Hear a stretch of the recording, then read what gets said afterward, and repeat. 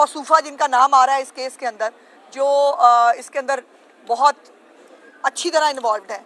उन मौसूफ़ा की अपने मियाँ की फ्रेंचाइज़ है। उस फ्रेंचाइज़ से जो है वो सैकड़ों के करीब जो है वो सिमें उनके नाम से जो है वो जारी की गई है। वो तो आज फिक्स नहीं था, लेकिन आज एक ही बेचारा मुलजिम शायद पकड़ा हुआ है मेरे केस में, और वो कोई वेल्डर साहब हैं गुजरात से, और उनकी आज बेल पिटिशन जो है वो लगी हुई थी सीजे साहिबा की कोर्ट के अंदर, और उस बेल पिटिशन को जो है वो रिजेक्ट कर दिया गया है, डिसमिस कर दिया गया है सीजे साहिबा की तरफ से। और उसके अंदर जो फैक्ट सामने आए, जो चीज़ें सामने आई, वो बड़ी अस्टॉनिशिंग है कि वो मौसूफ़ जो है, जो कहने को एक मासूम वेल्डर है, मुझे बड़ा अफसोस है, मुझे उनके लिए तकलीफ़ है कि जिस एक प्रोपेगेंडा सेल के ज़ेरे असर होते हुए बग़ैर तस्दीक किए जब एक दूसरे की देखा देखी मुख्तलिफ़ गलत चीज़ें जब सोशल मीडिया अकाउंट्स पे पोस्ट कर दी जाती हैं, फिर उसके कॉन्सिक्वेंसेस चूँकि इस मुल्क में कभी हुए नहीं, कभी आज तक किसी ने पूछा ही नहीं, कभी आज तक किसी ने देखा ही नहीं कि आप जो सोशल मीडिया पे पोस्ट करके किसी की तज़हीक कर रहे हैं, किसी को बदनाम कर रहे हैं, किसी खातून की जो रिस्पेक्ट है उसको आप डैमेज कर रहे हैं, तो आपको कोई पूछने वाला जो है वो चूँकि पहले कभी नहीं था तो रिवाज नहीं है। और इस मौसूफ़ ने भी यही किया। उन्होंने आज उनके वकील साहब ने ये प्ली ज़रूर ली कि जी वो पहला बंदा नहीं है जिसने ये लगाया है, वो पता नहीं कितनवा बंदा है, बट वो यहाँ तक एडमिशन, और ये चीज़ साहिबा ने कहा भी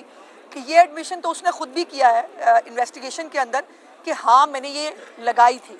और अपने मुख्तलिफ अकाउंट्स पे लगाई थी, और मौसूफ़ जो है वो एज़ मतलब PTI के प्रोपेगेंडा सेल के मुरवजा कवानीन के मुताबिक मुख्तलिफ अकाउंट से ऑपरेट करते हैं। एक आधा अकाउंट नहीं होता इनके पास, ये मुख्तलिफ अकाउंट्स के थ्रू उसको ऑपरेट करते हैं, और 3 गालिबन अकाउंट्स हैं मौसूफ़ के पास जिसके ऊपर उन्होंने ये वीडियो जो है वो मेरे नाम से पोस्ट की, और आज उनकी जो बेल पिटिशन है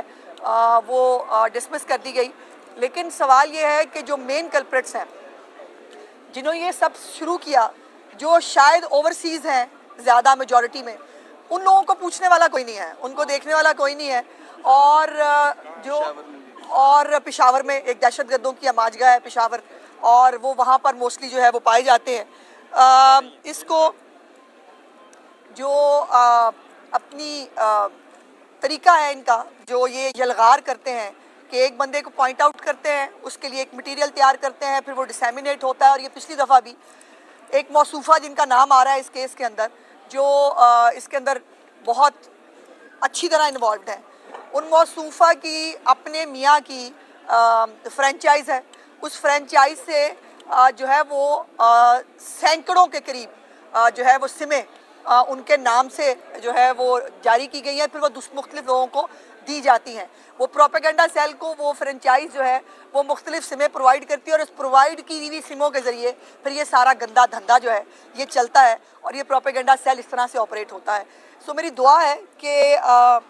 वो दिन आए जब मैं इस मुल्क में से, इस मुल्क के इंसाफ से इंसाफ ले सकूं। ये ज़रूर मेरे लिए आज एक खुशी और तमानियत का बायस है कि चीफ़ साहिबा ने आज जो है जो एक औरत की जो एक रिस्पेक्ट है उसको उन्होंने बरकरार रखते हुए सिर्फ सिंपल एक बात यही पूछी कि जो कुछ आप किसी भी औरत के बारे में कोई भी अगर कोई पोस्ट कर देता है, वो किस तरह से आप पब्लिकली जो है आप किसी को डिफेम कर रहे हैं, पब्लिकली आप किसी की इंसल्ट करने की कोशिश कर रहे हैं, वो किस तरह से जो है उसका कोई कानूनी जवाज़ है। तो अल्लाह करे वो दिन भी आए कि जब बाकी लोग जो है जो वाक़ई जो सबसे ज़्यादा सरगना है इस पूरे कहानी और इस उसके वो पकड़े जाएं। और मैंने तो कहा था, और मेरा ये अपने आप से वादा है कि मैंने कब्र की आखिरी जो है ना वो दीवार तक मैंने इनका पीछा करना है, और मेरी वजह से इंशाअल्लाह ताला ये FIA की कारकर्दगी भी बेहतर होगी, इस मुल्क के अंदर रूल्स रेगुलेशंस भी बनेंगे, और ये जो तमाम सोशल मीडिया साइट्स हैं